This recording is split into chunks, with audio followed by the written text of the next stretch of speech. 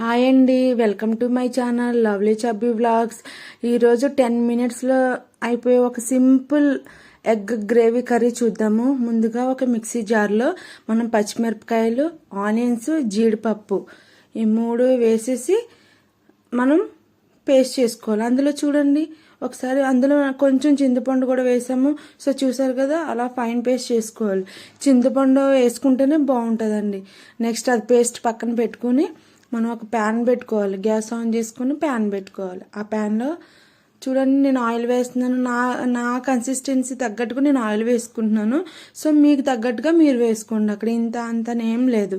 So oil వేసారు కదా, oil అంతా కూడా వేడెక్కిన తర్వాత మనం దాంట్లో మిక్సీ చేసుకున్న పేస్ట్ ఉంది కదా, ఆ పేస్ట్ని వేసుకోవాలి. చూడండి నేను వేసి చూపిస్తున్నాను.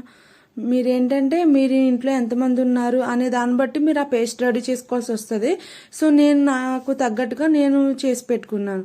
సో అదనమాట. ఆ పేస్ట్ మొత్తం వేసుకుని దాన్ని మంచిగా ఫ్రై కానివ్వాలి. ఒక 5 మినిట్స్ టైం పడుతుందండి. మీడియం టు లో ఫ్లేమ్ అలా చూసుకోవాలి. ఎందుకంటే మనం అందులో జీడిపప్పు వేసాం కదా, సో అడుగంటుతూ ఉంటుంది. అలా అంటకుండా మనం జాగ్రత్తగా ఫ్లేమ్ అనేది అడ్జస్ట్ చేసుకుంటూ కొంచెం మంటలో తగ్గించుకుంటూ పెంచుకుంటూ అలాగా చేసుకోవాలి.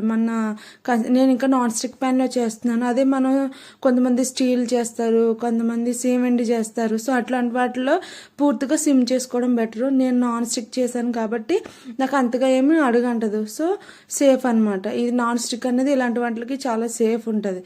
సో బాగా ఫ్రై అవ్వాలి. ఫ్రై అవడంతోనే మనకి గ్రేవీ అనేది టేస్ట్ అనేది ఉంటుంది అనమాట. మనం ఎంత బాగా దీన్ని ఫ్రై చేసుకుంటామో అంత టేస్ట్ మనకి ఎన్హాన్స్ అవుతుంది. సో అది మీరు అర్థం చేసుకోవాలి. సో నేను ఇప్పటికే ఇది 5 మినిట్స్ వేయించానండి. 5 మినిట్స్ తర్వాత ఇంచుమించు 4 to 5 మినిట్స్ పట్టింది. చూడండి నెక్స్ట్ నేను అల్లం వెల్లుల్లి పేస్ట్ ఒక చిన్న స్పూన్ వేసుకున్నాను. సో కొంతమంది మసాలా ఎక్కువ నాకు మసాలా తెలియాలి, కొంచెం ఎక్కువ ఫ్లేవర్ తెలియాలి అనుకున్న వాళ్ళు ఇంకొంచెం ఒక హాఫ్ స్పూన్ యాడ్ చేసుకోండి. నాకు మైల్డ్గానే తెలియాలి కాబట్టి నేను ఒక స్పూన్ వేసుకున్నాను. సో చూసారు కదా, అది మంచిగా కూడా వేగిపోవాలి. అది మొత్తం కూడా పచ్చివాసన పోయే వరకు వేయించుకోవాలి. అలా వేగిన తర్వాత చూడండి నేను మంట అడ్జస్ట్ చేసుకుంటున్నాను. అది వేగిన తర్వాత అందులో పసుపు, ఉప్పు, కారం ఈ 3 వేసుకోవాలన్నమాట. ఈ 3 వేసేసి నేను మంచిగా కలిపెడుతున్నాను. చూడండి నేనైతే అన్నీ కూడా 1 స్పూన్ కారం వేసాను, ఒక 1/2 టీ స్పూన్ పసుపు వేసాను, 1 స్పూన్నర సాల్ట్ వేసాను. సో ఈ 3 కూడా ఇప్పుడు మళ్ళీ కూడా నేను కలిపి పెడతాను అనమాట. మొత్తం చూడండి ఒకసారి. నాకు అంతగా అడుగండట్లేదు. సో మీరు కూడా వీలైతే నాన్ స్టిక్ ఇలాంటి వంటలకు నాన్ స్టిక్ యూజ్ చేయండి. స్టీల్ అటువంటివి యూజ్ చేయకండి. ఒకవేళ లేదు మాకు స్టీలే ఉంది అంటే సో స్లో ఫ్లేమ్ మొత్తానికి సిమ్లోనే చేసుకోవడం బెటర్ ఆప్షన్ అనమాట. ఎందుకంటే ఇందులో మనం జీడిపప్పు వేసాం. కానీ మళ్ళీ చెప్తున్నాను, ఇదేంటి అక్క రెండోసారి చెప్తుందని మాత్రం మీరు అనుకోకండి, సరేనా? ఇది మొత్తం వేగిపోయింది కదా. ఇదిగో నాకు గ్రేవీకి 1 గ్లాస్ వాటర్ నేను వేసుకున్నాను. నాకు ఎంత గ్రేవీ ఉందో ఆ గ్రేవీకి తగ్గట్టుగా నేను 1 గ్లాస్ వాటర్ నాకు పట్టింది. నేను గ్లాస్ వాటర్ వేసుకున్నాను. మొత్తం ఒకసారి కలయబెడుతున్నాను. కలయబెట్టి దాని మీద లిడ్ పెట్టేసుకుంటున్నాను అనమాట. సో కాసేపు అది బాయిల్ కావాలి, మంచిగా బాయిలింగ్ పాయింట్ అనేది రావాలి. సో చాలామంది నేను థ్యాంక్స్ చెప్పాలండి, మంచిగా అడుగుతున్నారు అక్క కర్రీ పెట్టక్క అని చెప్పి. థ్యాంక్స్ అండి. సో వారందరి కోసం ఈ కర్రీ నేను మళ్ళీ చెప్తున్నాను. సో మీరు అందరూ చేసుకునే టేస్ట్ ఎలా ఉందో నాకు ఒకసారి రిప్లై ఇవ్వగలరని కోరుకుంటున్నాను. చూడండి కాసేపు అయింది కదా. ఇలా ఒక 2 మినిట్స్ మనం హై ఫ్లేమ్ పెట్టామనుకోండి, ఒక 1 మినిట్లోనే మనకి బాయిలింగ్ పాయింట్ అనేది వచ్చేస్తుంది. లేదంటే 2 మినిట్స్లో మనకు బాయిలింగ్ పాయింట్ వచ్చేస్తుంది.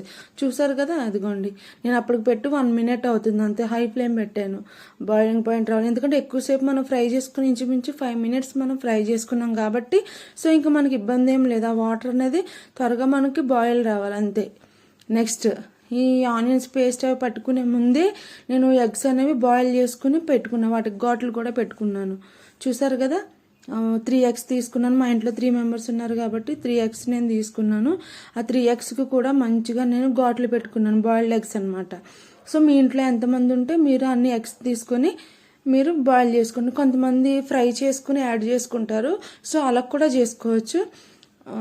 మా ఇంట్లో చిన్నపిల్లలు ఉన్నారు కదా, సో అందుకని నేను డైరెక్ట్ బాయిల్డ్ ఎగ్స్ అనేవి యాడ్ చేశాను. సో అది బాగా దగ్గరికి ఉడికిపోవాలన్నమాట. ఆ వాటర్గా ఉంది కదా ఇందాక మనం చూసినప్పుడు, సో గ్రేవీ అంతా దగ్గరికి వచ్చేలాగా ఇంకొక 2-3 మినిట్స్లో మనం ఉడికించుకుంటే మన కర్రీ అనేది ఎక్సలెంట్గా రెడీ అయిపోతుంది. చాలా చాలా బాగుంటుంది. ఇది టేస్ట్ ఇంకా బాగా పెరగాలి అంటే ఒక చిన్న టిప్పు, మనం ఏంటంటే అప్పటికప్పుడు వేడన్నం వండుకొని రెండు వేడివేడిగా ఉంటాయి కదా, అలా తింటే కొంచెం బాగుంటాయి.